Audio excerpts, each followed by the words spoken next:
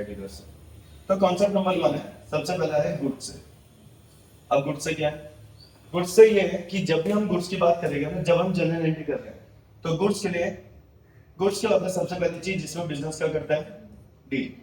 Deal का मतलब है जिससे वो आगे जाके बेचेगा ही बेचेगा, वो उसके लिए क्या माना जाएगा, गुड्स माना जाएगा। अभी गुड्स है ना, तो जब भी ये गुड्स परचेज करेगा, क्या करेगा, परचेज, ठीक है ना। अब वो नकद में खरीदे या फिर उधार में खरीदे, उससे कोई फर्क नहीं पड़ता।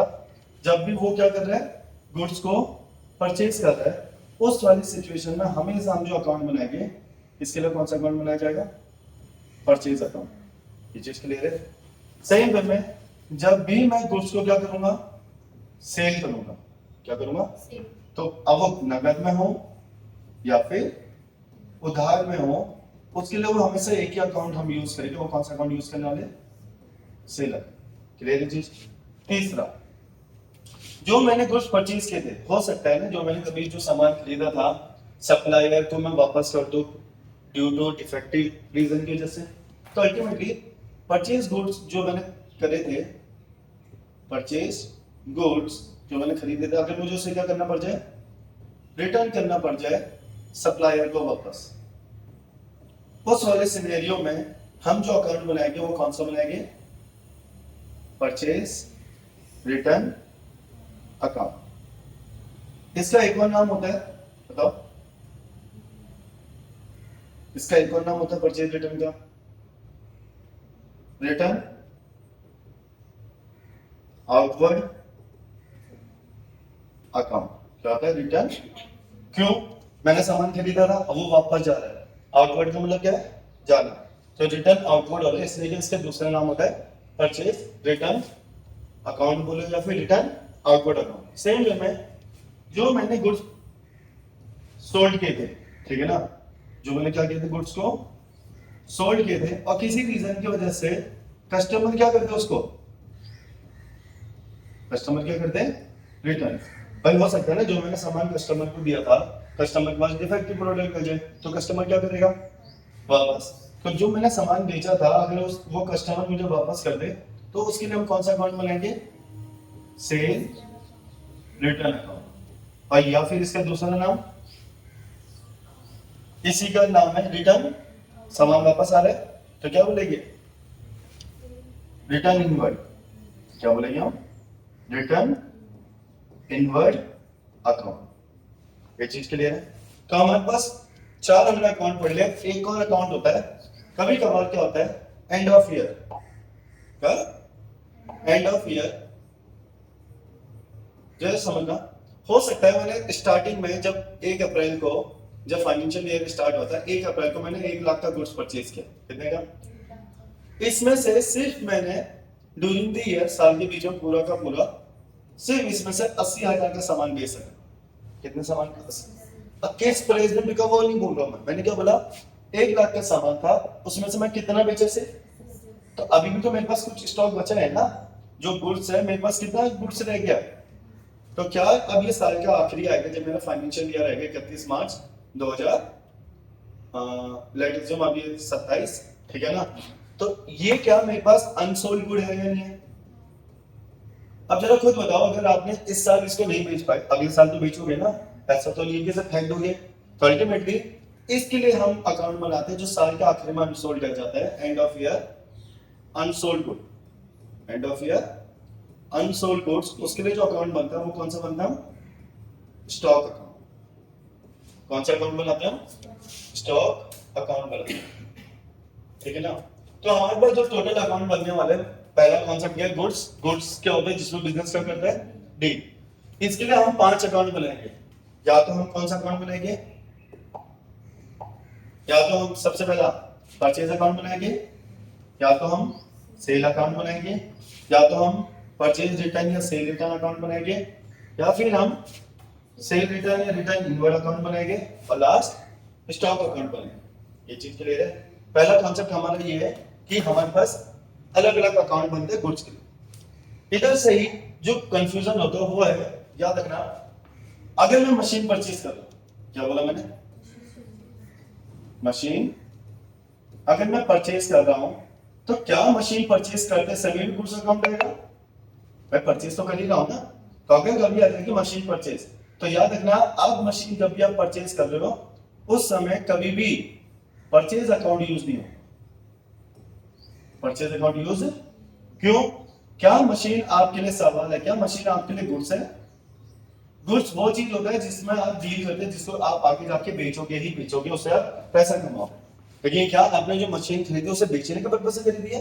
नहीं, उसको बिजनेस में यूज करने के लिए खरीदा है कि इससे मैं बिजनेस की प्रोडक्शन कैपेसिटी को इंक्रीज करूंगा, ठीक है ना, इससे मैं कुछ और चीज करूंगा, बिजनेस में यूज करूंगा। तो अल्टीमेटली मशीन मेरे लिए गुड्स नहीं है। तो जब मेरे मशीन गुड्स है ही नहीं तो उसके लिए कभी भी परचेज अकाउंट, उसके लिए कौन सा अकाउंट खुलेगा? उसके नाम से। याद रखना अकाउंट हम जनरली किस नाम से खोलते हैं? वो नाम देंगे जिस नाम से मुझे पता चल जाए कि वो किस बारे में है। अगर मशीन है तो मशीन का अकाउंट, मशीन के लिए कौन सा अकाउंट खोलना चाहिए? मशीन अकाउंट, ताकि कोई बाहर का पर्सन को इसे देखे तो उसे आइडिया मिल जाएगा इस अकाउंट में सिर्फ कौन सी ट्रांजेक्शन आएगी, मशीन से रिलेटेड। अगर मैं कभी मशीन के नाम पर वहां पर लिख दूं एबीसी अकाउंट, क्या लिख दूं?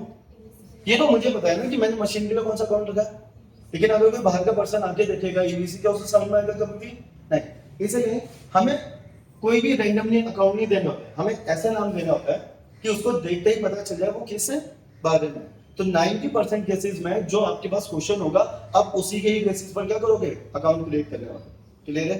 तो हमने दो चीजें पढ़ी। पहला चीज क्या पढ़ी हमने? जल्दी जल्दी बैठो बैठो बैठो बैठो। तो हमने क्या होता है, पहला कॉन्सेप्ट क्या है कि जब भी हम गुड्स की बात करते हैं, गुड्स वो चीज होती है जिसमें बिजनेस क्या करता है, जिसको वो आगे जाके बेचेगा ही बेचेगा, पैसा कमाएगा। उसके लिए वो 5 अकाउंट बना सकता है, purchase account, sale account, cell return, purchase return और स्टॉक अकाउंट। ठीक है ना? फिर हमने सेकंड चीज क्या समझी कि अगर हम गुड्स के अलावा कुछ और खरीद रहे हैं, वो मशीन हो, फर्नीचर हो, कुछ भी हो, उसके लिए कभी भी परचेज अकाउंट नहीं आता है। उसके लिए वही अकाउंट बनेगा उसके नाम से। परचेज अकाउंट क्यों नहीं बनेगा? सवाल है क्योंकि जो मैंने मशीन खरीदी वो मेरे लिए गुड्स नहीं है। परचेज अकाउंट सिर्फ किसके लिए आता है? जो नहीं, जो चीज खरीदी नहीं है। अगर मैं गुड्स खरीद रहा हूं सिर्फ गुड्स के लिए, गुड्स के अलावा और किसी के लिए, बच्चे जो पहली बार अकाउंटिंग करते हैं वो ये चीज गलती करते हैं कि उन्होंने मशीन खरीदी, परचेज देखा, सिर्फ क्या देखा, वो कौन सा अकाउंट खोल देगा? Purchase account. नहीं, ये परचेज अकाउंट सिर्फ तब खोलेगा जब क्वेश्चन में क्या लिखा होगा? Goods purchase. ये चीज क्लियर है? तभी कौन सा अकाउंट खुलेगा? Purchase account. कभी कभार पेपर में ना क्वेश्चन कैसा आएगा, जैसे आपको स्टार्टिंग में दे दिया होगा, prepare journal entry in the books of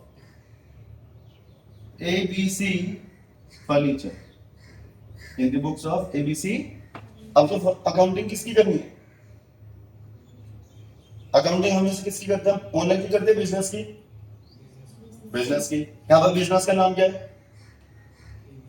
ABC furniture. अब मैंने नीचे आपको एग्जांपल दे दिया, मैंने दे दिया इसके नीचे पेपर में फर्नीचर परचेज, क्या दिया मैंने? Furniture purchase 1 lakh. अब जानना मुझे बताओ, अब कौन सा अकाउंट यूज करोगे यहाँ पर? गलत। अब आप गुड्स अकाउंट, वो परचेज अकाउंट यूज करो। फंस गए ना? मैंने क्या बोला, हम परचेज अकाउंट कब यूज करते हैं? जब गुड्स। अब गुड्स क्या होता है? जिसको बिजनेस क्या करेगा? डील। डील का मतलब जिसको आगे जाके बेचेगा बेचेगा। बिजनेस का नाम क्या है? बिजनेस का नाम क्या है? ठीक है, बिजनेस का नाम ही क्या है? ABC furniture. ये किस चीज में डील करता है? नाम से पता चल रहा है ना, ये किस चीज में डील करता है? फर्नीचर में। तो इसके लिए गुड्स क्या माना जाएगा? फर्नीचर। और खरीद भी क्या रहा है? इसके लिए गुड्स क्या माना जाएगा? फर्नीचर। तो जब तक क्वेश्चन में कुछ स्पेसिफिकली नहीं माना बोला गया होगा तब तो हम गुड्स को ही मानते हैं। लेकिन अगर कभी कभार क्वेश्चन में स्पेसिफिकली दे दिया जाए कि भाई बिजनेस फर्नीचर में डील करता है, तो फर्नीचर क्या माना जाएगा उसके लिए? गुड्स। तो इस वाले केस में यहाँ पर जो एंट्री बनेगी वो बनेगी उसके लिए, वो यहाँ पर परचेज अकाउंट यूज करेगा। कौन सा अकाउंट यूज करेगा? समझ में आ गया पहला पॉइंट? तो ये हमारा पहला कॉन्सेप्ट था कि गुड्स से रिलेटेड हमारे पास कौन कौन सा अकाउंट बना, कब कब हमें यूज करना है। पहला कॉन्सेप्ट क्लियर है? कॉन्सेप्ट नंबर 2, कॉन्सेप्ट नंबर 2, अब कैसे आइडेंटिफाई करोगे कोई ट्रांजिशन कैश ट्रांजिशन है या उधार की है, ठीक है ना, कैश और क्रेडिट ट्रांजिशन। एक बेसिक आइडिया दे रहा हूं, बाकी तो क्वेश्चन पर डिपेंड होता है कि क्वेश्चन की लैंग्वेज कैसी है। याद रखना, अगर क्वेश्चन में ट्रिक क्या सिंपल सी, अगर क्वेश्चन में सिर्फ क्या गिवन है, ओनली नेम, क्या दिया सिर्फ नेम, जिससे मैंने खरीदा है, जिसको मैंने बेचा है, नेम किसका, बायर का या फिर सेलर का गिवन है, तो ही क्या माना जाएगा, वो कौन सी ट्रांजिशन है, उधार की, तो ही क्या माना जाएगा, वो ट्रांजिशन मानी जाएगी क्रेडिट ट्रांजिशन। ये चीज क्लियर है। एग्जांपल देता हूं, जैसे मैंने बोला पहला, मशीन परचेज फॉर कैश 10,000, एक ये दिया मैंने आपको। दूसरा, गुड्स परचेज फॉर 20,000। तीसरा, goods sold for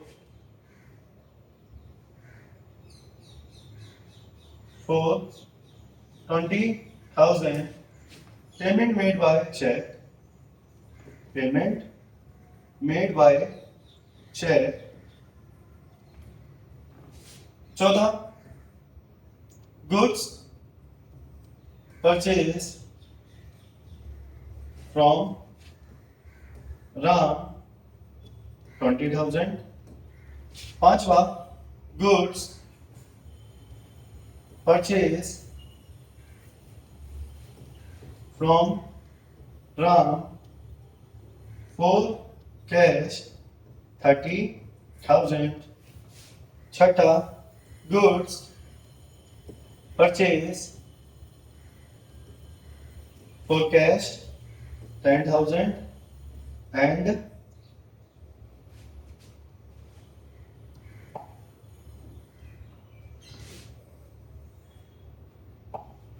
and on credit from शाम 20,000। आपके पास ये बहुत सारी ट्रांजिशन मैंने दे दी आपको, ठीक है ना। अब जरा आइडेंटिफाई करो इसमें से कौन कौन सी ट्रांजिशन नगद की है, कौन सी उधार की है।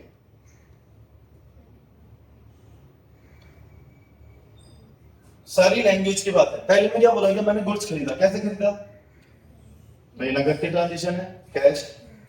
गुड्स परचेज फॉर 20,000, इसमें तो आपने कहीं पर कैश भी नहीं दिया और कहीं पर नाम भी नहीं दिया, किससे खरीदा, सही बात है नहीं है, क्या मानोगे, बताओ इस सिचुएशन में क्या मानोगे।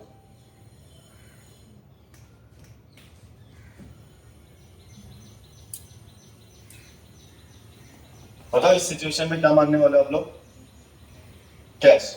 सवाल है कैश ही क्यों, उधार क्यों नहीं।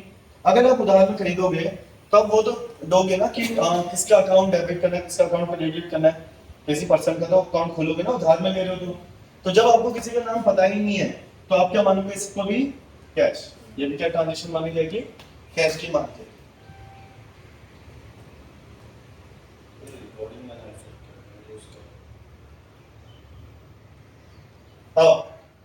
तो मैंने क्या होगा, हमने मशीन खरीदी, पहले वाला भी कैश ट्रांजेक्शन है, दूसरा वाला भी क्या है, कैश। तीसरा वाला, goods sold for 20,000, payment made bye, भाई पेमेंट हो तो रही है, पैसा आ तो जा रहा है ना, तो ये भी कौन सा ट्रांजेक्शन है, कैश, ठीक है।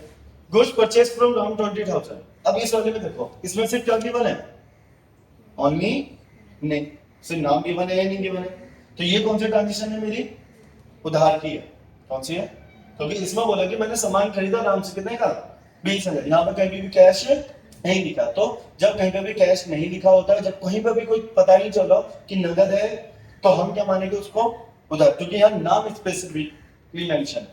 अगला, गुड्स परचेज फ्रॉम राम, नाम भी गिवन है, लेकिन कैसे खरीदा, नगद है उधार, नगद है, भाई ठीक है। मीनिंग, क्वेश्चन का मीनिंग इंटरप्रेट करना सीखो। उसने बोला मैंने सामान खरीदा, किससे खरीदा, कैसे खरीदा, नगद में, कैसे खरीदा? नकद में। बराबर हो गया ना इसका मतलब। आपने बोला कि भैया हमने सामान खरीदा तो गुड्स खरीदा, कैसे खरीदा? कैश में। अब किससे खरीदा उसको कोई मतलब है? जरूरत है ना, क्योंकि मैंने जितने का लिया मैंने पेमेंट कर दी, तो इसीलिए ये भी मेरी कौन सा ट्रांजेक्शन है? Cash transaction. Next, good purchase for cash 10,000, सामान कितने का नकद में खरीदा और उधार में कितने का खरीदा? तो मतलब इसमें कुछ ट्रांजेक्शन नकद है, कुछ क्या है? उधार है। क्लियर है जी? तो याद रखना, अगर क्वेश्चन में सिर्फ नाम के माने, क्या की माने, तो क्या माना जाएगा? वो उधार। बाकी जनरल सारी केसेस में क्या माना जाता है? कैश माना जाता है। बस कुछ क्वेश्चंस होंगे जहां पर आपको लैंग्वेज उसे समझनी पड़ेगी। क्लियर है चीज? तो मेन तो हमारा ये था कॉन्सेप्ट कि जब अगर क्वेश्चन में सिर्फ नाम के मानो, क्या की मानो, तो वो हमारी कौन सी ट्रांजेक्शन मानी जाएगी? हमेशा क्रेडिट ट्रांजेक्शन। कोई प्रॉब्लम इसमें? क्लियर है? पॉइंट। कॉन्सेप्ट नंबर 3, तो ये हमारा कॉन्सेप्ट था। अब याद रखना, ड्यूल एस्पेक्ट की बात जब हम बात करते हैं, हर एक ट्रांजिशन के क्या होते हैं? कम से कम दो एस्पेक्ट तो होते हैं। मतलब जितना अमाउंट तुम डेबिट करोगे उतना ही क्या होना चाहिए? क्रेडिट भी होना चाहिए। ठीक है ना? अब जो कॉन्सेप्ट नंबर 3 हमारा, कॉन्सेप्ट नंबर 3, कॉन्सेप्ट नंबर 3 है, ध्यान से सुना, ये हमारे trade discount and cash discount. क्या है? Trade discount and cash discount. Paper में इससे क्वेश्चन श्योर है कि आएगा ही है। ठीक है ना? इसलिए ये बहुत कंफ्यूजन भी होता है, इसलिए अच्छे से समझेंगे इसे हम। तो जब हम ट्रेड डिस्काउंट और कैश डिस्काउंट की बात करते हैं, हमारे पास कितने टाइप के डिस्काउंट है? दो। एक ट्रेड डिस्काउंट होता है, कैश। अब जरा समझना, जो ट्रेड डिस्काउंट होता है ना, ट्रेड डिस्काउंट कब दिया जाता है? जब जो सेलर होता है ना, जनरली ट्रेड डिस्काउंट कब दिया जाता है? जैसे जो होलसेलर होते हैं, जब आप सामान खरीदने जाते हो, जब दो होते हैं, होलसेलर और रिटेलर, मैन्युफैक्चरर भी होता है। ठीक है ना? तो जो मैन्युफैक्चरर है उसने तो गुड्स बना दिए, क्या कर दिए? गुड्स प्रोड्यूस कर दिए। तो होलसेलर कौन होते हैं? वो पर्सन होते हैं जो मैन्युफैक्चरर से बल्क में खरीदते हैं। हाँ है ना? तो अल्टीमेटली ट्रेड डिस्काउंट हम तभी देते हैं जब कोई क्या करता है? बल्क में गुड्स खरीदते हैं। ये चीज क्लियर है? इसको इस तरह समझो और इजी लैंग्वेज में, जब हम ट्रेड डिस्काउंट की बात करते हैं ना, तो ट्रेड डिस्काउंट जो दिया जाता है वो कब दिया जाता है? At the time of purchase और सेल, ट्रेड करते समय। कब? ट्रेड डिस्काउंट जो दिया जाएगा at time of trade. Trade का मतलब क्या है? खरीदते या बेचते समय। कैश डिस्काउंट कब दिया जाता है? यह दिया जाएगा एट टाइम ऑफ पेमेंट। कब दिया जाता है? जब आप पेमेंट कर रहे होगे, सिर्फ तभी दिया जाएगा। नाम से पता चल रहा है ना भाई। कैश डिस्काउंट कब दिया जाएगा? पेमेंट करते समय। ट्रेड डिस्काउंट कब दिया जाता है? At time of trade. Trade का मतलब है बाय और सेल करते समय, क्योंकि आप खरीद भी सकते हो, बेच भी सकते हो। अब जब भी ट्रेड डिस्काउंट होगा ना, जब भी ट्रेड डिस्काउंट होगा, तो ये ट्रेड डिस्काउंट कब कब लगेगा? आप जब भी कैश परचेज कर रहे हो, कैश और क्रेडिट दोनों ट्रांजेक्शन में लगता है। किस किस में लगता है? कैश में भी लगता है, और नगद की हो या उधार में हो, आपने खरीदा होना चाहिए, बेचा होना चाहिए। तो जितनी भी आपकी कैश होगी, क्रेडिट होगी, उन सब पर क्या लगता है? Trade discount. लेकिन जो कैश डिस्काउंट होता है, ये सिर्फ किस पर लगता है? Cash transaction. किस पर लगता है? मतलब ये क्रेडिट ट्रांजेक्शन में अप्लाई नहीं होता, क्योंकि उसने खुद ही बोला कि कैश डिस्काउंट सब तब दिया जाएगा जब पेमेंट हो रही है। पेमेंट का मतलब है वो कैश ट्रांजेक्शन थी, वो उधार की नहीं थी। ये पॉइंट याद रहेगा। दूसरा, ट्रेड डिस्काउंट देने का पर्पस क्या होता है और कैश डिस्काउंट देने का पर्पस क्या होता है? बता सकते हो? आप लोग कभी मॉल में गए हो, है ना? अभी ले लैंग्वेज में समझते हैं। अब जब मॉल में जाते हो तो हमने कभी कभार देखा होगा, तो ना अट्रैक्टिंग वो होती है, सेल स्ट्रेटेजी यूज होती है, buy two get one get two free, है ना? या फिर 70% ऑफ लिखा होता है, नहीं होता है? वो जो ये डिस्काउंट दिया होता है, कौन सा डिस्काउंट है? ट्रेड डिस्काउंट, क्योंकि ये खरीदते समय। ये चीज क्लियर है? तो अल्टीमेटली दिया क्यों जाता है? ताकि जिससे एग्रेसिव सेलिंग हो, अब ज्यादा से ज्यादा सामान खरीद सको। तो इसका जो ट्रेड डिस्काउंट देने का पर्पस होता है, ये इसलिए होता है ताकि क्या हो सके? एक्सेसिव सेल किया जा सके, मतलब ज्यादा से ज्यादा यूनिट बेची जा सके। लेकिन कैश डिस्काउंट देने का क्या पर्पस हो? हाँ, ताकि पेमेंट जो हो वो क्या हो, इमीडिएट पेमेंट। क्या हो, इमीडिएट पेमेंट। वरना वो बंदा तो उधार में ले जा लेगा, पर हमें पता अगर उधार में लेगा तो हमारा तो पैसा फंस जाएगा ना, कि भाई क्या होता है वो पैसा 10 दिन के बाद दे, 1 महीने के बाद दे। मुझे तो अगर मैंने कुछ सामान बेचा है तो खरीदने भी तो पड़ेगा, और खरीदने के लिए मुझे पैसा चाहिए। तो मैं तो कोशिश करूंगा ऐसा सेलर, ऐसा बिजनेस कि उधार में क्या करूं, कम दूं। मैं कोशिश करूंगा कि क्या जितना हो सके पैसा जल्दी आ जाए। ये चीज क्लियर है। तो हमने क्या बोला, ट्रेड डिस्काउंट कब दिया जाता है, एट टाइम ऑफ ट्रेड, मतलब बाय और सेल करते समय। ये कैश और क्रेडिट दोनों में लगता है। अब नगद में नगद की ट्रांजेक्शन हो या फिर वो उधार की हो, ठीक है ना। ये इसका पर्पस क्या होता है, ताकि एक्सेसिव सेल किया जा सके। कैश डिस्काउंट कब दिया जाता है, सिर्फ पेमेंट करते समय। ये कब रिकॉर्ड होगा, सिर्फ कैश ट्रांजेक्शन में, उधार में रिकॉर्ड नहीं होता। और इसका पर्पस क्या होता है, इमीडिएट पेमेंट।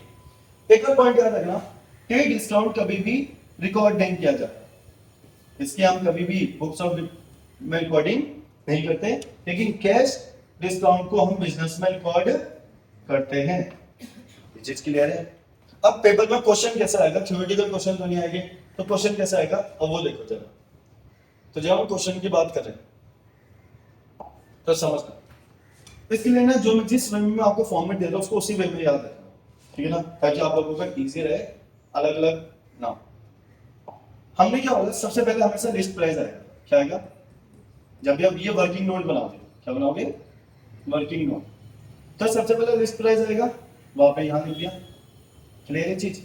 इसमें से माइनस होगा ट्रेड डिस्काउंट। क्या होगा, ट्रेड डिस्काउंट। अब ट्रेड डिस्काउंट किस पर कैलकुलेट होगा, बताइए भाई, ट्रेड डिस्काउंट किस पर कैलकुलेट होगा। ट्रेड डिस्काउंट हमेशा किस पर कैलकुलेट होता है, लिस्ट प्राइस। तो याद रखना पहला इंपॉर्टेंट पॉइंट साइड में, trade discount calculated on list price. जो मेरा लिस्ट प्राइस है उस पर क्या किया जाएगा, हमेशा कैलकुलेट होता है। क्लियर है चीज।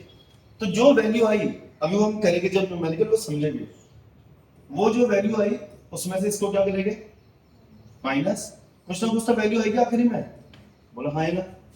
इस वैल्यू को बोलेंगे या तो मैंने परचेज किया होगा ये, या तो क्या किया होगा मैंने इसे, सेल।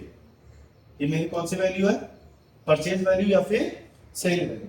तो अगर मैंने सामान खरीदा तो जो मैं जिस उसका लिस्ट प्राइस जो हो उसमें से क्या माइनस करेंगे, ट्रेड डिस्काउंट, वो क्या वैल्यू आ जाएगी, परचेज। अगर बेच रहा हूँ लिस्ट प्राइस, तो उसमें से क्या माइनस होगा, ट्रेड डिस्काउंट, और क्या निकल जाएगा, सेल वैल्यू।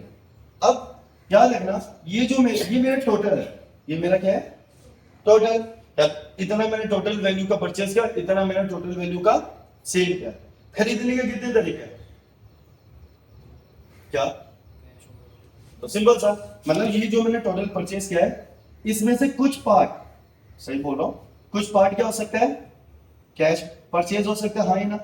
अब कुछ इसका कुछ पार्ट क्या हो सकता है, क्रेडिट परचेज। गलत तो नहीं है ना, बोलो भाई, जो मैंने टोटल परचेज कर रहा उसका कुछ पार्ट क्या हो सकता है, कैश, और इसका कुछ पार्ट क्या हो सकता है, लेकिन इन दोनों का सम, इसका और इसका सम यही तो होना चाहिए, बेसिक है। सेम वे में अगर मैं सेल कर रहा हूं तो इसका कुछ पार्ट कैश सेल हो सकता है और कुछ पार्ट क्या हो सकता है, क्रेडिट सेल। गलत तो नहीं ना बोला, ठीक है ना। लेट एज्यूम कुछ वैल्यू आई, मार्कर चेंज करता हूं, ये लो, तो कुछ वैल्यू आई, ये मेरे पास कुछ वैल्यू आ गई, ये चीज क्लियर है। ये मैंने यहां पर इसको 1 दे दिया, क्या दे दिया, 1, और इसको मैंने दे दिया 2। अब याद रखना ये 3 लिख देता हूं यहां पर, ठीक है ना। तो पहले इंपॉर्टेंट पॉइंट ये याद रहेगा, ट्रेड डिस्काउंट किस पर निकलता है, कैश, वो ट्रेड डिस्काउंट लिस्ट प्राइस पर निकलेगा, किस पर। दूसरा इंपॉर्टेंट पॉइंट, 1 + 2 हमेशा किसके इक्वल होना चाहिए, 3। मतलब जब भी आप कैलकुलेट कर रहे होगे, जो आपने कैश परचेज है कैश सेल निकाला होगा उसकी जो वैल्यू आई होगी, और क्रेडिट परचेज है क्रेडिट सेल जो निकाला होगा उसकी जो वैल्यू आई होगी, इन दोनों को ऐड करके टोटल इक्वल होनी चाहिए। बेसिक चीज है, क्लियर है, क्योंकि हमने ये बोला इसका कुछ हिस्सा कैश होगा, कुछ हिस्सा क्या होगा, उधार होगा। अब हमने क्या बोला था, कैश डिस्काउंट किस पर दिया जाता है, याद है, अभी लिखा था हमने, कैश डिस्काउंट किस पर दिया जाता है, कैश ट्रांजेक्शन। इसमें से कैश ट्रांजेक्शन कौन सी है? ये वाली है ना। तो जो ये वैल्यू आई है मेरे पास कैश और कैश परचेज है कैश पे, इसी पर क्या होगा माइनस होगा कैश डिस्काउंट। क्या माइनस होगा? Cash discount. ये चीज क्लियर है? अब कैश डिस्काउंट किस पर कैलकुलेट होगा? इस वैल्यू पर, इस वैल्यू पर, इस वैल्यू पर। तो तीसरा इंपॉर्टेंट पॉइंट, जो कैश डिस्काउंट दिया जाएगा, क्या है? जो कैश डिस्काउंट दिया जाएगा is calculated on cash transaction. किस वैल्यू पर कैलकुलेट होगा हमेशा? कैश वाली। कैश की कितनी थी मेरी वैल्यू? ये वाली थी ना। तो जो मेरा कैश डिस्काउंट होगा किस पर कैलकुलेट होगा? इस वैल्यू पर। क्लियर चीज? अब लेट अज्यूम कुछ वैल्यू आएगी, वो मैंने यहां पर लिख दिया, इसमें से कुछ माइनस होगा, कुछ ना कुछ तो बचेगा ना आखिरी में। इस वैल्यू को बोला जाएगा, इसको बोला जाएगा, अगर मैं परचेज कर रहा हूं तो पेमेंट कर रहा हूं, तो अगर खरीद रहा था तो क्या करूंगा यहां? Payment made. सही बात है नहीं है? अगर सेल कर रहा था तो पेमेंट बेसिक। तो ये जो आखिर में वैल्यू आएगी, या तो ये पेमेंट करने वाली होगी, इतने का अमाउंट मैंने पे किया, या फिर इतना पैसा मुझे मिला। ये चीज क्लियर है? बचा ये, इस पर कोई भी कैश डिस्काउंट नहीं दिया जाएगा, क्योंकि ये तो उधार की ट्रांजेक्शन है। किसकी है? उधार। तो इसमें क्या होगा, जो ये वैल्यू है इसमें से ये मेरा क्या बन जाएगा? क्रेडिट है। तो ये या तो मैंने अगर परचेज किया होगा, ये तो मेरा क्रेडिटर बन जाएगा। भाई जिससे मैं उधार में सामान खरीदता हूं वो क्या बनता है मेरा? क्रेडिट है। अगर जिसको मैंने उधार में सामान बेचा होगा वो क्या बन जाएगा मेरा? डेटर। क्लियर है चीज? कोई प्रॉब्लम? तो हमारे लिए ये मेरा, जब भी मैं लिस्ट ट्रेड डिस्काउंट और कैश डिस्काउंट वाला क्वेश्चन करूंगा तो ये मेरा वर्किंग नोट बनेगा। क्लियर है? अब इसके लिए मैं याद रखना मेरे लिए कौन कौन सी वैल्यूज बहुत मोस्ट इंपॉर्टेंट है। पहला ये वाली वैल्यू, एक कौन सी? पेमेंट वाली। दूसरी डिस्काउंट। ये चीज क्लियर है? और तीसरा ये वाली वैल्यू उधार में कितने का है, और लास्ट चौथा ये वाली। मैक्सिमम कितनी वैल्यू चाहिए मुझे?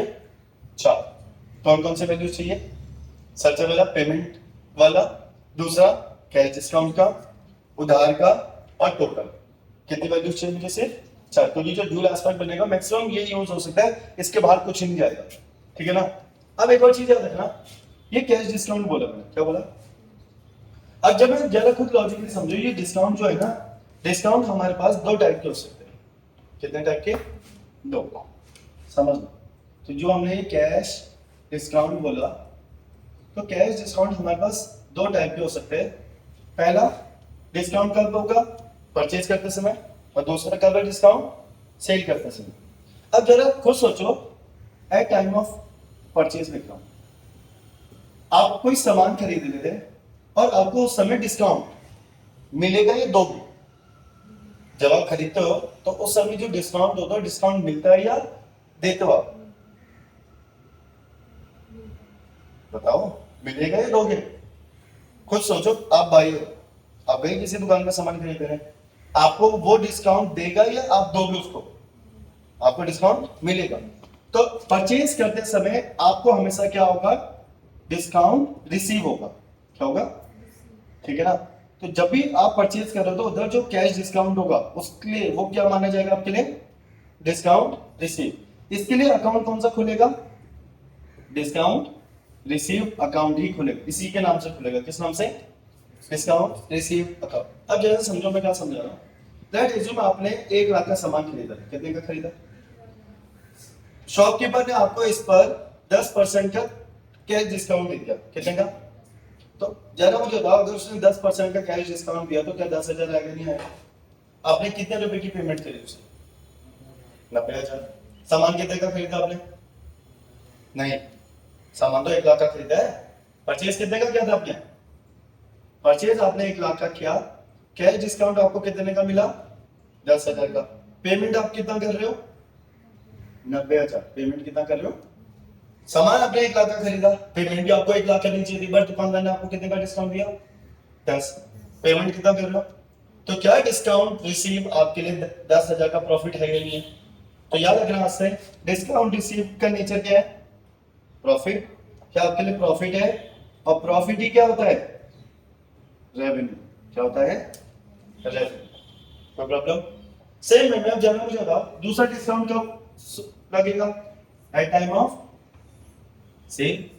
अपने आप को सोचो, सेलर हुआ, कोई कस्टमर आया, वो आपसे 1 लाख का सामान ले गया, ये चीज क्लियर है। अब आपका डिस्काउंट की बात होगी तो आप डिस्काउंट दोगे, वो डिस्काउंट देगा आपको, आप दोगे, है ना, क्योंकि आप सेलर हो। तो डिस्काउंट हमेशा कौन देता है, सेलर। कौन देता है, इतना याद रखना, क्योंकि सामान बेच वो रहा है तो डिस्काउंट भी वही देने वाला है वीक के टाइम में। तो एट टाइम ऑफ सेल, क्योंकि अभी हम सेलर हैं, इस वाली सिनेरियो हम बायर थे, तो जब हम सेलर है तो यहां पर जो डिस्काउंट होगा, ये डिस्काउंट होगा डिस्काउंट अलाउड। क्या होगा, डिस्काउंट अलाउड। अलाउड का मतलब है देना, ये चीज क्लियर है। अब जरा इसको इस तरह समझो कि मैंने सामान बेचा था 1 लाख का, कितने का, जो मैंने डिस्काउंट दिया, कैश डिस्काउंट कस्टमर को, वो कितने का दिया, 10,000 का। कितने का दिया, क्या मुझे 90,000 रुपए मिलेंगे, नहीं मिलेंगे, तो मैंने कितना रिसीव किया, कैश, कैश कितना रिसीव किया, 90,000, ठीक है ना। यहाँ पर कितना पे हो रहा था, 90,000। अब जरा कुछ सोचो, मैंने सामान 1 लाख का बेचा, लेकिन पैसा कितना आ रहा है मेरे पास से, क्या 10,000 का मेरे को लॉस हो रहा है, नहीं हो रहा, ठीक है, मैंने कस्टमर को 10,000 का डिस्काउंट दिया, है तो लॉस ना मेरे लिए वो। तो ये जो डिस्काउंट अलाउड है, इसके लिए पहले तो कौन सा अकाउंट बनाया जाएगा, इसके लिए कौन सा अकाउंट बनाया जाएगा, सेम, डिस्काउंट अलाउड अकाउंट बनाया जाएगा। ये चीज क्लियर है। ये क्या माना जाएगा बिजनेस के लिए, लॉस माना जाएगा, और लॉस ही क्या होता है, एक्सपेंस। क्या होता है, लॉस ही एक्सपेंस होता है। कॉन्सेप्ट समझ में आ गया। तो ये हमने बहुत डिटेल में सारे कॉन्सेप्ट पढ़ लिए। एक बार कोई रिकॉल करते था कि हमने क्या बोला, ताकि प्रॉब्लम ना हो। सबसे पहले हमने बोला ट्रेड डिस्काउंट, 2 टाइप के डिस्काउंट होते हैं, ट्रेड डिस्काउंट और cash discount. Trade discount at time of trade होता है, बाय और सेल करते समय, ये पेमेंट करते समय लगेगा। ये कैश, ये नगद की हो उधार की हो, दोनों में लगता है, लेकिन कैश डिस्काउंट सिर्फ कब लगता है, कैश ट्रांजेक्शन। ये इमीडिएट पेमेंट पर्पस होता है, और ये किस लिए होता है, ताकि सेल ज्यादा की जा सके। ये बिजनेस में कभी भी रिकॉर्ड नहीं होगा, लेकिन कैश डिस्काउंट हमेशा क्या होगा, रिकॉर्ड होगा, ठीक है ना। फिर हमने इसका फॉर्मेट समझा था कि फॉर्मेट कैसे बनाना है। सबसे पहले क्या आएगा, लिस्ट प्राइस। लिस्ट प्राइस से क्या माइनस होगा, ट्रेड डिस्काउंट। ट्रेड डिस्काउंट किस पर कैलकुलेट होता है, लिस्ट प्राइस पर। Very good. उससे जो प्लस माइनस करेंगे, कुछ ना कुछ तो वैल्यू आएगी, ये वो वैल्यू होगी खरीदने की या तो बेचने की। फिर जो मैंने टोटल वैल्यू, इसका कुछ हिस्सा क्या होगा, नगद का, और कुछ हिस्सा क्या होगा, उधार का। Very good. अब जो नगद का है, हमें एक और पॉइंट याद रखना है, जो मेरा नगद है उधार है, वो किसके इक्वल होना चाहिए, टोटल के। तो इसलिए सेकंड कॉन्सेप्ट क्या था, 1 + 2 क्या होना चाहिए, 3 के। तीसरा हमने क्या बोला, क्या, जो कैश डिस्काउंट होता है, क्या होता है, कैश डिस्काउंट सिर्फ किस पर निकलेगा, कैश ट्रांजेक्शन, किस पर।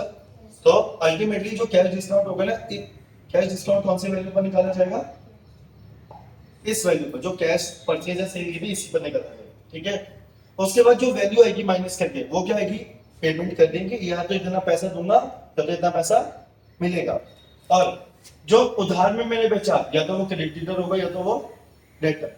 फिर हमने क्या पढ़ा लास्ट, डिस्काउंट कितने टाइप के हो सकते हैं, 2। एक डिस्काउंट रिसीव हो सकता है, डिस्काउंट अलाउड। डिस्काउंट रिसीव कब होगा, परचेज। डिस्काउंट अलाउड कब होगा, सेल करते समय। सेल वाला जो डिस्काउंट है वो मेरे लॉस है, और परचेज करते समय वाला डिस्काउंट क्या मेरे रेवेन्यू, प्रॉफिट। क्लियर है चीज। अब इसी का हम आगे बढ़ते हैं, कुछ प्रैक्टिस क्वेश्चन करते हैं, ठीक है ना। एग्जांपल देना, आप लोग डिटेल में समझना। एग्जांपल है, पहला example,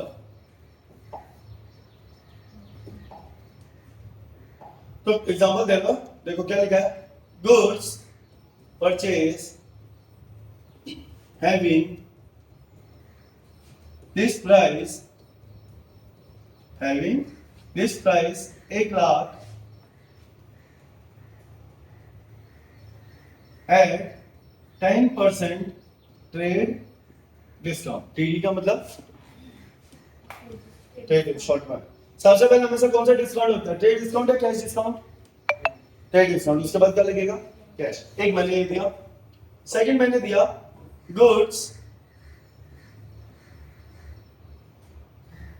goods having list price 1,00,000 purchased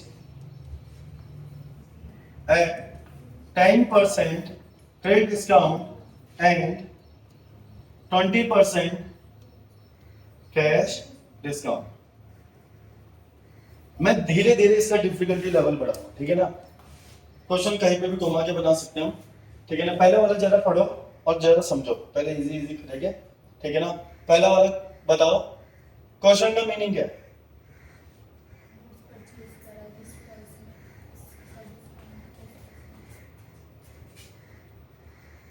बोलो, सुन रहा हूं। पहले वाले का मीनिंग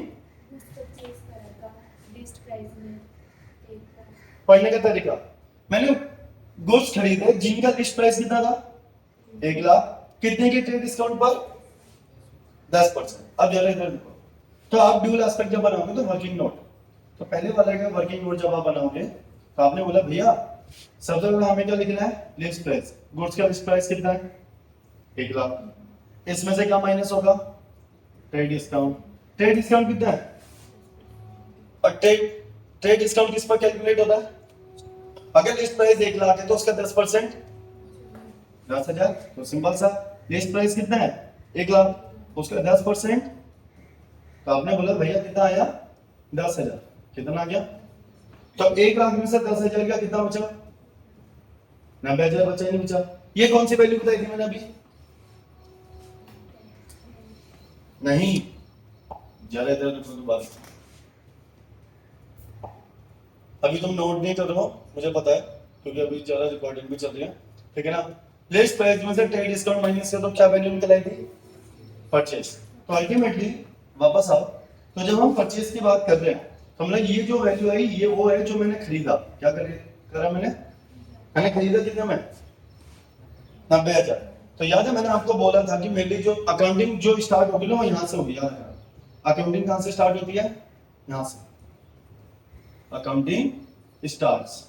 तभी तो हमने बोला ट्रेड डिस्काउंट को हम नहीं दिखाते हैं, क्योंकि जब हम ट्रेड डिस्काउंट को दिखाते ही नहीं है तो इसलिए मैं कभी भी लिस्ट प्राइस पर रिकॉर्ड नहीं कर सकता। अगर मैं 1,00,000 बोलता, मैंने कितने का खरीदा 1,00,000, पेमेंट तो मैं 90,000 की करूंगा फिर, तो उस वाले सिनेरियो में फिर आपको बताना पड़ता है ना कि वो 10,000 का क्या हुआ, तो लेकिन उसको तो हम रिकॉर्ड करते ही नहीं है। जब हम इसको रिकॉर्ड करते ही नहीं इसलिए हम कभी भी इस वाले टॉपिक की हम बात नहीं करते। हमने खरीदा कितने में 90,000, तो हिसाब किताब में कितने का दिखाया जाएगा 90। अब क्वेश्चन का नगद है या उधार है, क्वेश्चन नगद में है या उधार है, पहला वाला कैश। तो आप क्या बोलोगे ड्यूल एस्पेक्ट, भैया हमने ना गुड्स परचेज किए, क्या किए गुड्स परचेज किए, कितने के 90, 1,00,000 नहीं बोलोगे, कितना बोलोगे 90,000। अगर आप गुड्स परचेज करोगे तो ऐसे अकाउंटेंट में आपसे सवाल पूछूंगा ना कैसे खरीदा नगद या उधार, तो आप क्या बोलोगे भैया मैंने कैसे खरीदा नगद में, कितने का 90,000। सही बात है ही नहीं है, कोई प्रॉब्लम। तो कैश के लिए कौन सा account cash account, goods purchase के लिए परचेज अकाउंट, बोलो हाँ ही ना। परचेज के नीचे क्या होता है हमेशा एक्सपेंस होता है, और जब जब सामान खरीदोगे एक्सपेंस क्या होगा बढ़ेगा। कैश का नीचे क्या होता है एसेट, और जब मैं सामान खरीद रहा हूं पैसा आएगा जाएगा, जब मैं सामान खरीदूंगा तो पैसा आएगा जाएगा जाएगा। तो एसेट कम होगा या बढ़ेगा कम होगा, सिंपल सा, ठीक है ना। अब एसेट रूल क्या होता है, हमें पता है कि हमारा जो मॉडर्न अप्रोच है वो क्या होता है एसेट और एक्सपेंस जब भी बढ़ेगा तो डेबिट, घटेगा तो क्रेडिट, ये याद है। और बाकी तीन इसका अपोजिट, लायबिलिटी कैपिटल रेवेन्यू, बढ़ेगा तो क्रेडिट, घटेगा तो जब भी एक्सपेंस बढ़ेगा तो क्या कर दो डेबिट, एसेट कम होगा तो क्या कर दो कौन सा अकाउंट क्रेडिट कर दो कैश अकाउंट, कौन सा अकाउंट डेबिट कर दो। तो क्या एंट्री बनाई जा सकती है, तो एंट्री क्या बन जाएगी परचेज अकाउंट डेबिट कितने से 90,000 टू कैश 90,000, बन गया नहीं बन गया, समझ में आया। अब सेकंड वाला उसने क्या बोला, मैंने गुड्स खरीदे, गुड्स जिनकी लिस्ट प्राइस कितनी थी 1,00,000, मैंने उससे खरीदा कितने पर? 10% ट्रेड डिस्काउंट, और बाद में कितने का डिस्काउंट मिल रहा है? ठीक है ना। अब जरा दोबारा से वही सेम, लीस्ट प्राइस कितना है? 1 लाख। कितना है? माइनस क्या होगा इसमें से? Trade discount. ट्रेड डिस्काउंट कितना है? 10%। किस पर निकालेंगे? लिस्ट प्राइस कितना है? 1 लाख का 10%, 10,000। कितना आ गया? 10,000। कितना में खरीदा मैंने? इस वैल्यू को क्या बोलूंगा मैं? Purchase value. क्या बोलूंगा? कि अकाउंटिंग कहां से स्टार्ट होगी? Purchase value. तो यहां से अकाउंटिंग स्टार्ट होती है, याद रखना। बहुत बेसिक समझा रहा हूं, इस तरह की तुम पहली बार पढ़ रहे हो, ठीक है ना, पढ़ तो तुम पहली ही रहे हो, ठीक है ना। तो आपने परचेज भी कितने का किया? 90 का ही किया, ठीक है ना। अब जरा ध्यान से सुनना, हमने क्या बोला था कि इसका कुछ हिस्सा नगद होगा, कैश होगा, और कुछ हिस्सा क्या होगा? क्रेडिट होगा। सही बात है नहीं है? कुछ हिस्सा कैश परचेज में होगा, कुछ हिस्सा क्या होगा? क्रेडिट परचेज में होगा। अब जरा मुझे बता, इसमें से नगद कितना परचेज है, उधार कितना?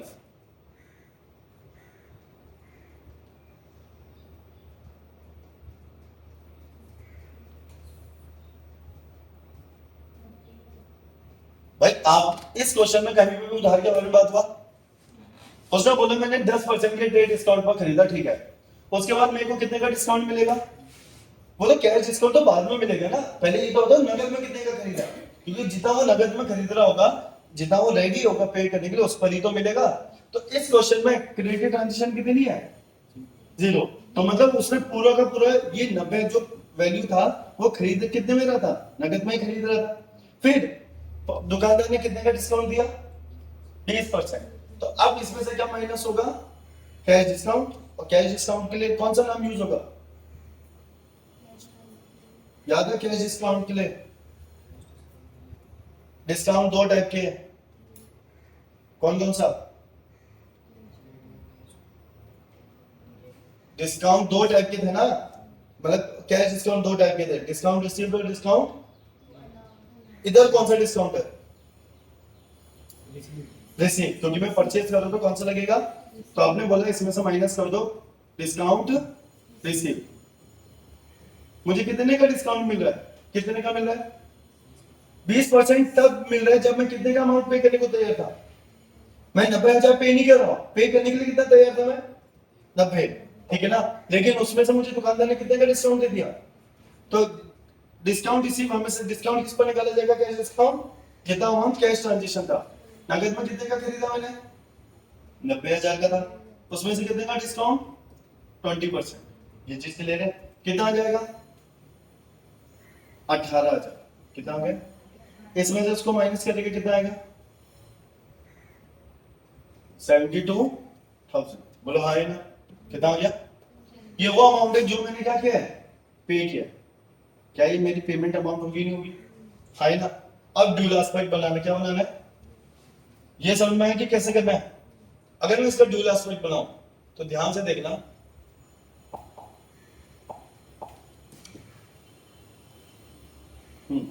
तो ड्यूल एस्पेक्ट क्या है? आपने सामान कितने का खरीदा? 90,000। तो आपने बोला भैया मैंने ना गुड्स परचेज किए, क्या करें? गुड्स परचेज करे, कितने के? 90,000 के, ठीक है ना। अगर आपने 90,000 का सामान खरीदा तो मैं आपसे पूछूंगा ना, 90,000 का सामान खरीदा तो कैसे खरीदा? पेमेंट करा, नहीं करा, उधार में कितने का, नगद का? तो आपने क्या बोला? भैया मैंने जब सामान खरीदा ना तो मुझे कितने का डिस्काउंट मिला? डिस्काउंट रिसीव कितने का हुआ? 18,000 का हुआ ही नहीं हुआ, तो ये प्लस आपने क्या बोला? बाकी जो अमाउंट था वो मैंने क्या किया? पे कर दिया। कितना अमाउंट? 72,000। बोलो ये दोगे, हिसाब किताब दोगे नहीं दोगे? आपने बोला भैया मैंने कितने का सामान खरीदा? 90,000 का, ठीक है। 1 लाख का क्यों? क्यों नहीं? क्योंकि हम कभी भी ट्रेड डिस्काउंट को बुक्स ऑफ अकाउंट में शो नहीं करते, तो अकाउंटिंग तो मेरी यहीं से स्टार्ट होगी, परचेज से। तो आपने बोला भैया मैंने 90,000 का सामान खरीदा, इसका हिसाब किताब क्या दिया कि हमने जो एक 90,000 का सामान खरीदा इसका मतलब कितने रुपए दिए? 72 दिए, और बाकी 18,000 का क्या मिला मुझे? डिस्काउंट मिला। सही बात है, नहीं है? सेम गुड्स परचेज के लिए कौन सा अकाउंट बनेगा? कौन सा अकाउंट? Purchase account. कौन सा बनता है? परचेज। डिस्काउंट रिसीव के लिए उसी के नाम से डिस्काउंट रिसीव अकाउंट। कैश के लिए कैश अकाउंट, कैश का नेचर बड़ा घटा, सोचो कैसे बढ़ेगा?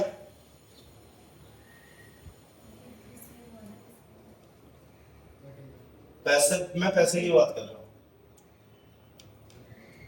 क्यों? क्योंकि लॉजिक समझो ना, मैं परचेज कर रहा हूँ, क्या कर रहा हूँ? मैं परचेज करते समय मैं मेरे को पैसा कैसे मिल जाएगा? इतना बेसिक चीज है, ठीक है ना? तो अगर ये नहीं समझ में आ रहा कि भाई पैसा आ रहा है, फिर तो दिक्कत है गुरुजी, फिर तो हमकी सर भी नहीं बचा पाएगी। फिर तो कोई नहीं बचा रहा। तो आ जाओ, डिस्काउंट रिसीव की बात करें तो डिस्काउंट रिसीव की अगर हम बात करें तो डिस्काउंट रिसीव का नेचर क्या बताया था पीछे? क्या ही नहीं मिलते,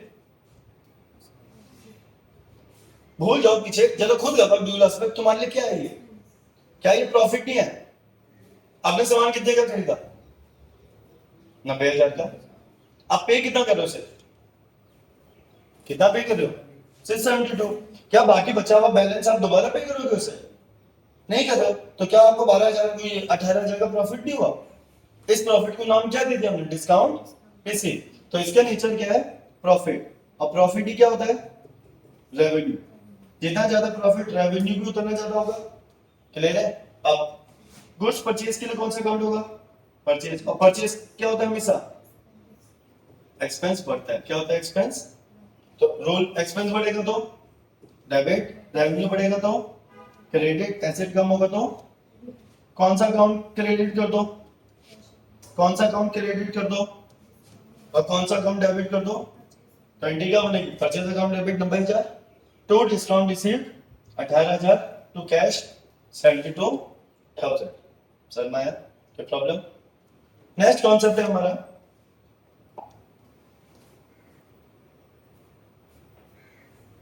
इसी का दे रहा हूं अगला क्वेश्चन, इसी में एक समझा रहा हूं, ठीक है ना? क्योंकि अब प्रैक्टिस आप लोग करोगे, ठीक है ना? लास्ट वाली क्लास में मैंने आप लोगों को क्लास में भी मैंने कुछ कॉन्सेप्ट कराए थे ना जनरल एंट्री के। एक दिन मैंने, जिस दिन बच्चे कम थे तो मैंने शायद से जब एपीएस का एग्जाम था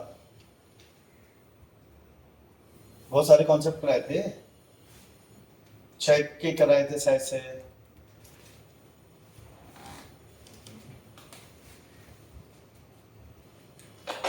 भूमिका पर तो होनी चाहिए, भूमिका तो रेगुलर ही आ रही है।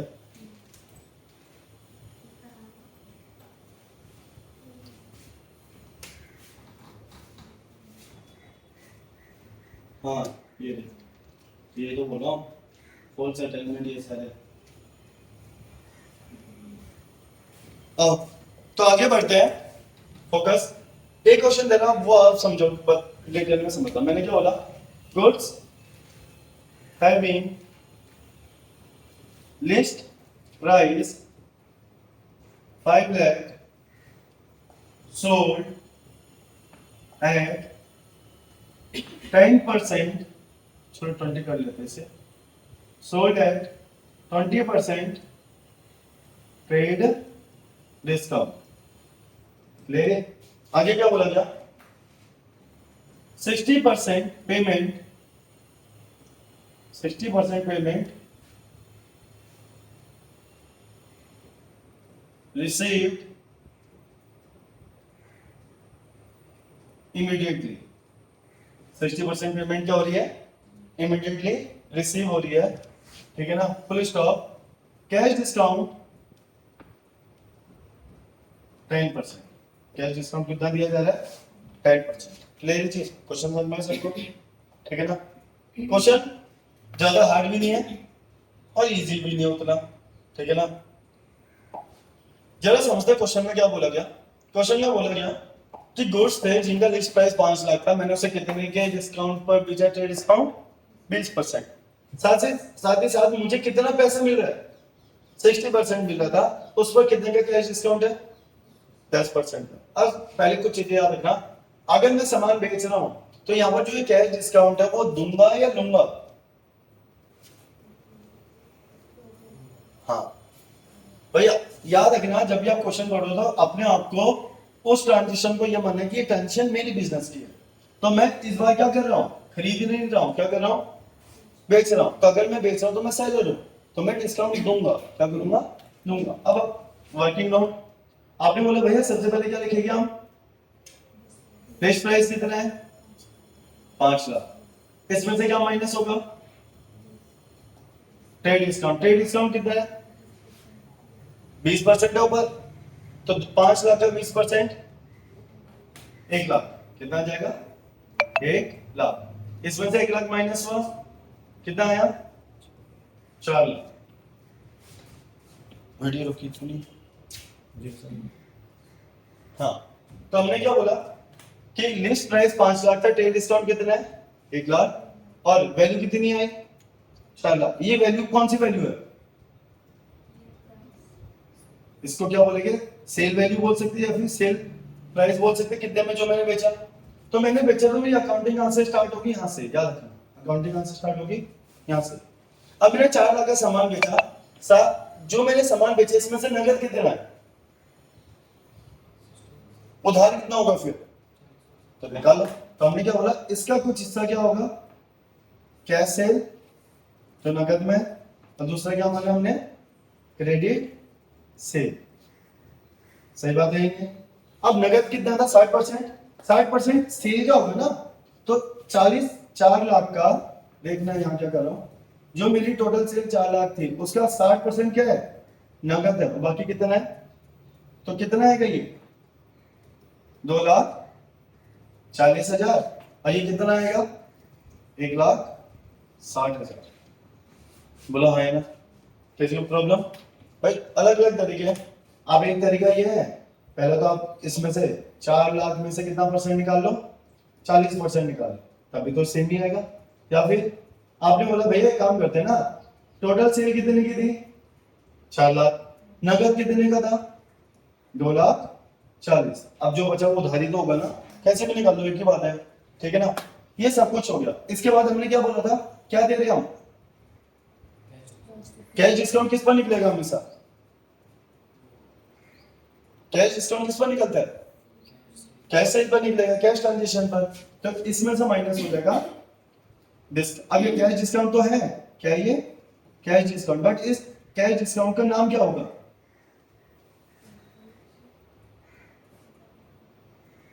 बताओ।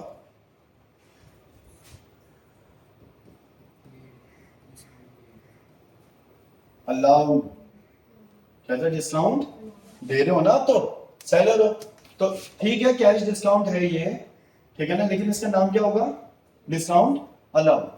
कैश डिस्काउंट कितना है 10%, 10% किसका 2,40,000 का, तो 2,40,000 का जब हम निकालेंगे यहां पर 2,40,000 का 10% कितना आएगा 24,000, कितना आएगा, तो इसमें से इतना इसकी वैल्यू माइनस कर दोगे तो कितना आएगा 2,16,000, कितना आएगा 2,00,000। ये कौन सी वैल्यू आई डिस्काउंट, ये जो 2,16,000 ये क्या निकल गया, मेड नहीं रिसीव, बेच रहा है ना, तो ये क्या लिखेगा पेमेंट रिसीव, इतना पैसा आपको मिला, ये चीज क्लियर है। याद है मैंने आपको स्टार्टिंग में इससे पहले वाला जो कराया था, मैंने आपको बोला था मेरे 4 वैल्यूज इंपॉर्टेंट है, कितनी वैल्यूज इंपॉर्टेंट होगी, कौन कौन सी थी, सबसे पहला सेल, दूसरा डिस्काउंट, तीसरा पेमेंट, और चौथा उधार। क्योंकि जो हम ड्यूल एस्पेक्ट बनाएंगे वो हम इसी के ही बेसिस पर बनाने वाले हैं, तो जरा ध्यान से देखना जो मैं समझाना चाह रहा हूं, तो वो क्या है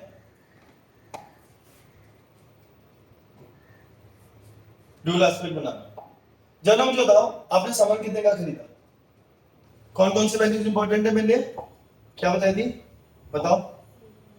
सबसे पहला मैंने कितने का खरीदा, कितने का खरीदा, तो सॉरी बेचा 4 लाख, फिर पैसा कितना मिला, कितने का डिस्काउंट, और कितने का उधार में, हाँ ये तो 4 वैल्यूज बोली थी। अब डू लास्ट में बनाओ। आपने बोला भैया मैंने ना गुड्स को सोल्ड किया, क्या क्या गुड्स को सोल्ड किया, ये चीज क्लियर है। तो जब भी मैंने गुड्स को सोल्ड किया, सामान कितने का बेचा मैंने, सामान कितने का बेचा 4 लाख, हिसाब किताब कितने का दोगे फिर, जब सामान 4 लाख का बेचा है तो हिसाब किताब कितने का दोगे? 4 लाख का। आपने क्या बोला इसके बदले? भैया मुझे पैसा कितना मिला, कैश कितना मिला है मुझे, रिसीव कैश कितना मिला मुझे, 2,16,000 कितना मिला बता दिया। साथ ही साथ आपने डिस्काउंट भी तो दिया, हाँ ही ना, तो क्या बोलोगे? Discount allowed. डिस्काउंट कितने का दिया आपने? 24,000। साथ ही साथ आपने उधार में भी तो खरीदा, जिससे आप उधार में खरीदो उसको क्या बोलते हो? क्या बोलते थे? डेटर। जिसको तुमने उधार में सामान दिया है, ठीक है, मैं सच उल्टा बोल गया, खरीदा बोला ना मैंने, ये बेचा बोला मैंने। चलो ठीक है, इस वाली सिनेरियो में तो सामान बेच रहा हो ना, तो जिसको मैं उधार में सामान बेचता हूँ वो क्या कहलाया जाता है? क्वेश्चन में नाम तो नहीं दिया मैंने ना, तो इसलिए अभी हम क्या मान के चल रहे हैं? डेटर लिखेंगे। क्या लिखेंगे? डेटर। ठीक है ना। चलो क्वेश्चन को थोड़ा सा इम्प्रोवाइज ही कर देते हैं ताकि प्रॉब्लम ही ना हो। तो ये क्वेश्चन था, तो हमने बोला goods having list price 5 lakh sold at 20% trade discount 60% made. यहां पर आगे लिख देता हूं, ठीक है ना, टू राम। किसको? राम को। मैंने राम को 5 लाख, जो लिस्ट प्राइस 5 लाख था उसको मैंने 20% के ट्रेड डिस्काउंट पर राम को बेचा। उसने कितने परसेंट की पेमेंट करा है? वो 60% की पेमेंट करा है। सब कुछ हो गया। अब यहाँ पर अल्टीमेटली क्या है, जो ड्यूल एस्पेक्ट जो है, वापस आते हैं, ये जो मेरा ड्यूल एस्पेक्ट था ध्यान से देखना। तो क्या यहाँ पर कहा गया, ये जो ये डेटर है, क्या इस डेटर की जगह राम का अकाउंट आएगा नहीं आएगा? हिसाब किताब किसका रखा जाएगा? राम को, क्योंकि मैंने उसे राम को उधार में कितने का सामान दिया? 1,60,000 का। तो आपने बोला कि 4 लाख का सामान बेचा था मैंने, जिसमें से पैसा 2,60,000 मिला, डिस्काउंट कितने का है? 24,000 का है। और जो आपने उधार में बेचा, उधार में किसको बेचा था? राम को। तो खाता किसका खुलेगा? राम का। राम को उधार में कितने का बेचा? 1,60,000। क्या हिसाब किताब पूरा बराबर हुआ ही नहीं? पढ़ के देखो कितना इजीली बन रहा है। 4 लाख का सामान खरीदा, आपने क्या बोला? पैसे कितना मिला? इतना। उधार में कितना बेचा है? इतना। बचा हुआ क्या था आपका? डिस्काउंट दिया। क्लियर है? नीचे गुड्स सोल्ड के लिए कौन सा अकाउंट? Sale account. कैश के लिए कैश अकाउंट। डिस्काउंट अलाउड के लिए उसी के नाम से डिस्काउंट अलाउड। राम का राम अकाउंट। ये चीज क्लियर है? राम से अकाउंट। अब सेल का नीचे, सेल का नीचे 5 हेड में रेवेन्यू। जितना ज्यादा मैं सामान बेचूंगा रेवेन्यू क्या होगा? बढ़ेगा। पैसा आ रहा है जा रहा है? पैसा आ रहा है। कैश का नीचे एसेट बढ़ गया। डिस्काउंट का नीचे क्या था?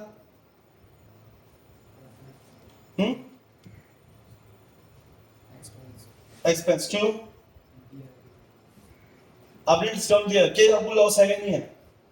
भाई आपने 4 लाख का सामान बेचा, 2,16,000 मिला है, तो 1,60,000 बाद में मिलेगा। ये अमाउंट तो आपने उसको डिस्काउंट दे दिया है, ये तो आपको मिलेगा ही नहीं। ठीक है ना। तो अल्टीमेटली क्या होगा? राधे। तो ये क्या माना जाएगा आपका? डिस्काउंट। ये चीज क्लियर है? तो डिस्काउंट अलाउड क्या माना जाएगा आपके लिए? लॉस। और लॉस क्या होता है? एक्सपेंस। क्लियर चीज? लॉस बढ़ गया, एक्सपेंस क्या हो गया? बढ़ गया। ठीक है ना। भाई साहब आपका अकाउंट्स में भी आ सकते थे। मेरे तो पेपर हो गया। हाँ बस हो गया ना, अब तो जिंदगी में दोबारा देना ही नहीं तूने एग्जाम। राम, राम का नेचर क्या है? ये अकाउंट से ही कोई अकाउंट से। राम का नेचर क्या है? राम 5 हेड में क्या माना जाएगा? डेटर। Very good. और डेटर का नेचर? डेटर क्या होता है? एसेट। Very good. बड़ा है या घटा? बड़ा, क्योंकि जितना मैं उधार में सामान लूंगा उतना वो फ्यूचर में पैसा देगा। तो रूल, रेवेन्यू बढ़ेगा तो क्रेडिट, एसेट बढ़ेगा तो क्रेडिट, एक्सपेंस बढ़ेगा तो सॉरी उल्टा कर दिया ना, एसेट बढ़ेगा तो डेबिट, एक्सपेंस बढ़ेगा तो डेबिट, एसेट बढ़ेगा तो डेबिट। कौन सा अकाउंट डेबिट कर दो? कौन सा अकाउंट डेबिट कर दो? कौन सा अकाउंट डेबिट कर दो? और कौन सा अकाउंट क्रेडिट कर दो? क्या एंट्री बन सकती है? एंट्री क्या बनेगी? Sale account debit. तो अगर मुझे एंट्री बनानी है तो एंट्री सिंबल से क्या बन जाएगी हमारी? एरी। अब मैं यहाँ पर एंट्री लिख रहा हूँ तो एंट्री क्या बनेगी मेरी? Cash account debit, discount allowed account debit, दूसरा terms account debit to sales account. बनेगी नहीं बनेगी? सामान कितने का बेचा था मैंने? 4 लाख का। उधार में कितने का था? 1,60,000 का। डिस्काउंट कितने का था? 24,000 का। पैसा कितना मिल रहा था? 2,16,000। अब टोटल करके देख लो क्या डेबिट और क्रेडिट मैच हो रहे नहीं हो रहे।